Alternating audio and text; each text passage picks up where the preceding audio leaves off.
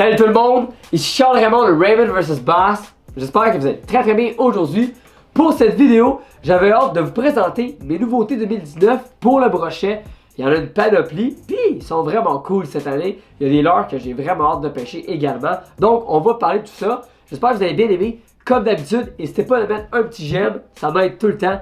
Puis on commence dès maintenant, mais avant qu'on commence, je voulais vous dire, je suis vraiment enrhumé. Vous le voyez peut-être par ma voix. J'entends rien, je suis congestionné. Ça fait une couple de jours là, que je suis tout croche, là, mais là ça va de mieux en mieux. Puis l'ouverture est arrivée. On a hâte de prendre du brochet. Faut arriver en force pour ça. Donc, bon visionnement, j'espère que vous avez bien aimé. Puis, on commence dès maintenant. Je viens de réaliser que je suis en train de perdre la voix avec mon rhume. Donc, si vous trouvez que ma voix change de tonalité pendant la vidéo, ben, c'est normal, c'est moi qui en arrache un peu. Mais c'est pas grave. Parmi tous les leurres à brochet que j'ai choisi cette année, il y avait 5 produits que je voulais vous parler plus qu'autre chose. Comme le Power Swimmer de Powerbait. C'est un swim bait souple de 4 pouces. Il est dans plusieurs grandeurs, mais moi j'ai 4 pouces. Beaucoup de couleurs en magasin. Il est robuste, donc facile à pêcher pour le brochet sans qu'il casse. Ça va être vraiment bon. Tête de jig, hameçon texan. Ça va être des bonnes possibilités à pêcher. On peut le mettre derrière un spinnerbait. On le lance directement, on le ramène. Ça peut être bon à la jig. Il y a vraiment beaucoup de possibilités. Puis, ça va être un beau leurre. Puis, ça va être bon ça.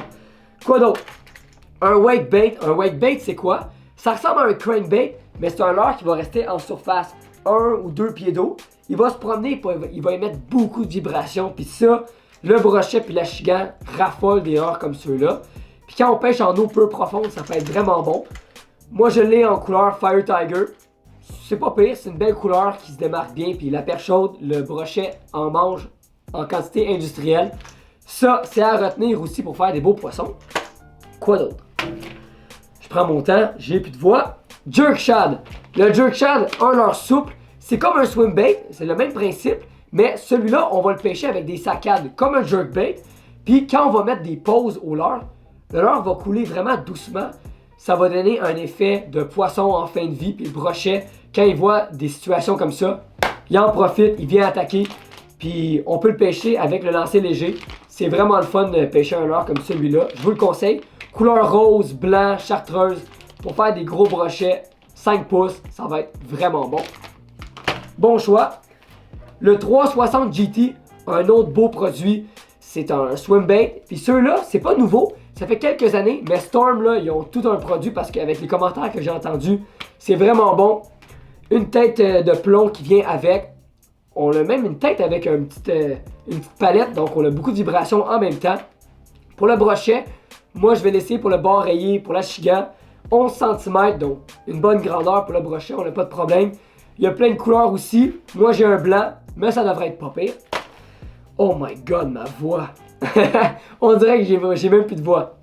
Bon, je vais me forcer. Terminator, le Shutterbait. C'est un leurre à vibration, c'est un chatterbait, mais celui-là, il y a vraiment une palette custom, là, vraiment personnalisée. 3/8 d'once en couleur chartreuse. Moi, je vais y rajouter un écrevisse à l'arrière pour donner plus d'action. On peut y rajouter d'autres leurres souples. Mais ça va être un leurre que je vais pêcher énormément cette année, vous allez le voir. Pour l'achigan, le brochet, vous allez voir en masse de ces produits-là.